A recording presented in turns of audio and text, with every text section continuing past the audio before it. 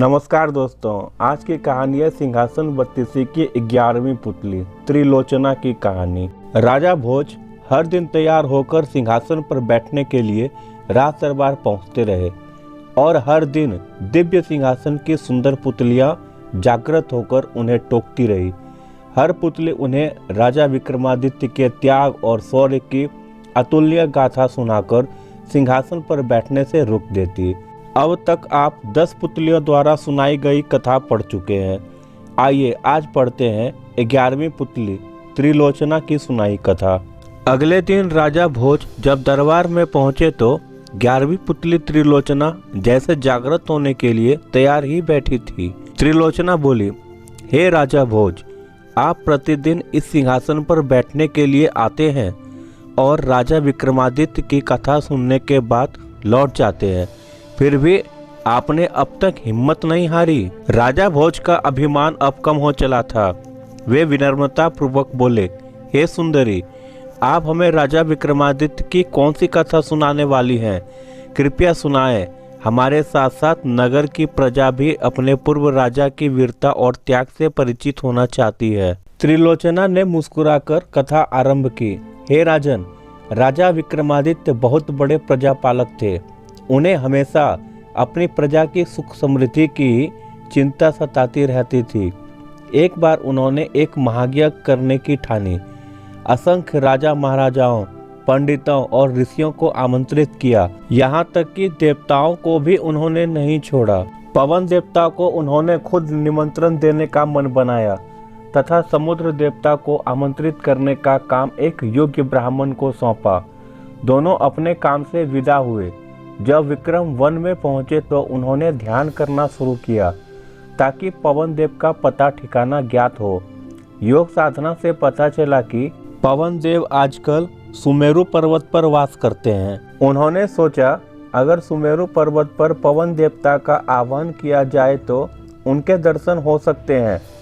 उन्होंने दोनों बेतालों का स्मरण किया तो वे उपस्थित हो गए। उन्होंने उन्हें अपना उद्देश्य बताया।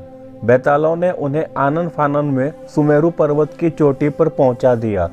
चोटी पर इतना तेज हवा था कि पैर जमाना मुश्किल था। बड़े बड़े वृक्ष और चट्टान अपनी जगह से उखड़कर दूर चले जा रहे थे, मगर विक्रम तनिक भी विचलित नहीं हुए। वे योग साधना में सिद्धहस्त थे, इसलिए एक जगह अचल होकर बैठ गए। पहाड़ी दुनिया को भूलकर पवन देव की साधना में रत हो गए। न कुछ खाना, न पीना, सोना और आराम करना भूलकर साधना में लीन रहे। आखिरकार पवन देव ने सुधि ली। हवा का बहना बिल्कुल थम गया।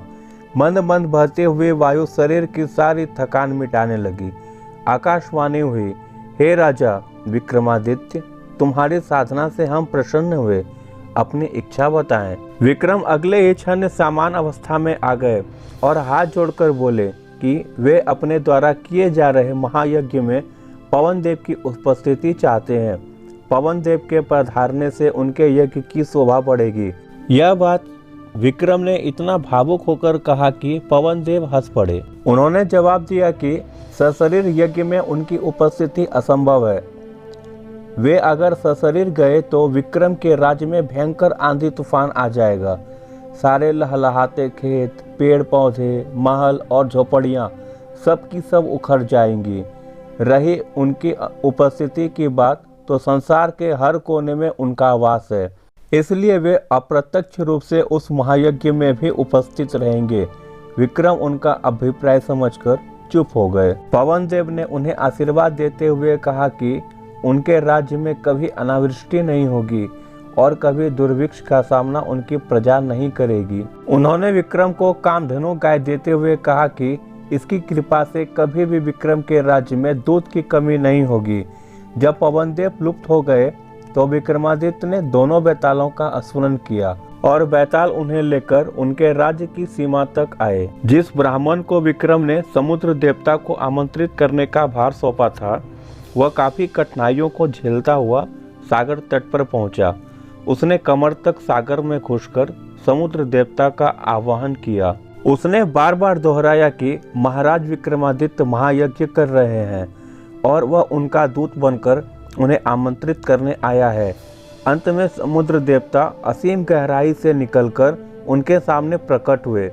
उन्होंने ब्राह्मण से कहा कि उन्हें उस महायज्ञ के बारे में पवन देवता ने सब कुछ बता दिया है। वे पवन देव के तरह ही विक्रमादित्य के आमंत्रण का स्वागत करते हैं, लेकिन सशरीर वहां सम्मिलित नहीं हो सकते हैं। ब्राह्मण ने समुद्र देवता से अपना आशय स्पष्ट करने का सादर निमंत्रण किया, तो वे बोले कि अगर वे यज्ञ में सम्मिलित होने गए तो उनके साथ अथाह जल भी जाएगा और उसके रास्ते में पड़ने वाली हर चीज डूब जाएगी।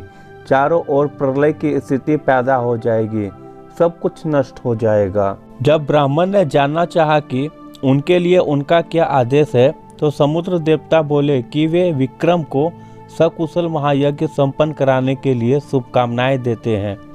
अप्रत्यक्ष रूप में यज्ञ में अधोपति विक्रम उन्हें महसूस करेंगे, क्योंकि जल की एक एक बूंद में उनका वास है।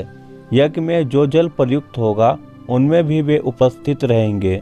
उसके बाद उन्होंने ब्राह्मण को 5 रत्न और 1 घोड़ा देते हुए कहा, मेरी ओर से राजा विक्रमादित्य को यह उपहार दे देना। ब्राह्मण घोड़ा और रत्न लेकर वापस चल पड़ा। उसको पैदल चलता देख वह घोड़ा मनुष्य की बोली में उससे बोला कि इस लंबे सफर के लिए वह उसकी पीठ पर सवार क्यों नहीं हो जाता। उसके नानुकुर करने पर घोड़े ने उसे समझाया कि वह राजा का दूत है, इसलिए उसके उपहार का उपयोग वह कर सकता है।